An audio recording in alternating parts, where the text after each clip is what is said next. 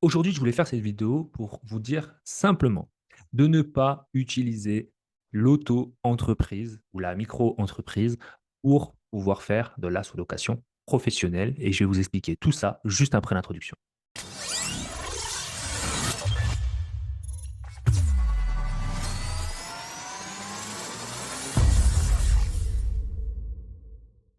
Bienvenue à toi sur la chaîne Automatique BNB, la chaîne qui te permet d'automatiser, d'optimiser ta location courte durée. Si tu ne me connais pas, si tu me découvres à travers cette vidéo, sache que je m'appelle Nicolas et je te permets d'augmenter ton cash en préservant ton temps libre. Si tu veux aller beaucoup plus loin avec moi, sache que sous cette vidéo, j'ai une formation entièrement gratuite qui va te permettre de maximiser tes locations courte durée et plus largement, en fait, maximiser tes gains et ton temps autour de la location courte durée. Cette formation est entièrement gratuite. Tu peux la télécharger sous cette vidéo. Et si tu vas aller encore beaucoup plus loin, être accompagné individuellement, sache qu'on propose des accompagnements, notamment autour de la conciergerie et de la sous-location professionnelle. Il suffit simplement de prendre un rendez-vous avec moi ou un membre de mon équipe et on t'expliquera tout ça en détail, comment on peut t'accompagner. Et aujourd'hui, je vais répondre à la question, en tout cas à une partie de la question, sous quelle forme juridique il faut se mettre pour faire de la sous-location professionnelle. Je vais surtout répondre à la question, sous quelle forme juridique il ne faut surtout pas se mettre pour faire de la sous-location professionnel. En fait, il est difficile de dire à quelqu'un sous quelle forme, juridique il faut se mettre pour faire de la sous-location professionnelle. Pourquoi? Parce que d'une part, je ne suis pas expert comptable et d'autre part, c'est lié en fait à la situation personnelle de chacun et aux objectifs de chacun. Et ça, on est tous différents par rapport à ça. Par contre, il y a quelque chose à connaître et à savoir. Par facilité, beaucoup d'entre vous, en tout cas ceux que je souhaite accompagner, ou en tout cas ceux qui me contactent, me disent: «On m'a préconisé» ou «On me préconise de faire une auto-entreprise car ça coûte pas cher à la création, c'est facile à mettre en place et au moins je pourrais toucher l'argent, tout de suite, grâce à mes revenus de la sous-location professionnelle». Oui, ça, pourquoi pas? Mais attention, lorsque vous faites de la sous-location professionnelle et que vous êtes en auto-entreprise, la difficulté, c'est que vous allez être fiscalisé sur votre chiffre d'affaires et non sur votre bénéfice. Or, lorsque vous faites de la sous-location professionnelle, votre chiffre d'affaires est composé de vos loyers, de vos voyageurs qui viennent sur Airbnb, Booking, payer des nuitées.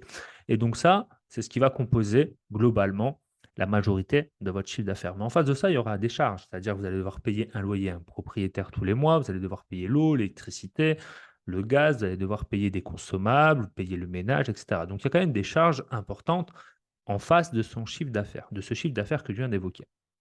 Donc si par exemple, vous êtes fiscalisé sur votre chiffre d'affaires et non sur votre bénéfice, qui est le cas lorsque vous faites de la micro-entreprise, il se peut qu'à la fin de l'année, lorsque on va vous demander des charges sociales, voire même des impôts, ce qui va arriver, c'est qu'on va prendre en compte votre chiffre d'affaires pour calculer tout ça. Donc lorsqu'on va vous faire ces prélèvements ou lorsqu'on va vous demander de payer ces charges sociales ou ces impôts mensuellement, trimestriellement ou annuellement, vous allez vous apercevoir à un certain moment qu'on va vous demander de l'argent que vous n'avez plus sur votre compte en banque, tout simplement parce que cet argent est passé en charge. Donc, ce que je vous conseille grandement, c'est d'utiliser plutôt une société qui soit fiscalisée sur ses bénéfices et non sur son chiffre d'affaires. Ça, c'est extrêmement important. Sinon, ça risque à moyen et long terme de vous mettre en très grande difficulté. Après, je le répète et je le redis, je suis ni expert comptable, ni avocat fiscaliste et donc je vous donne ça comme information.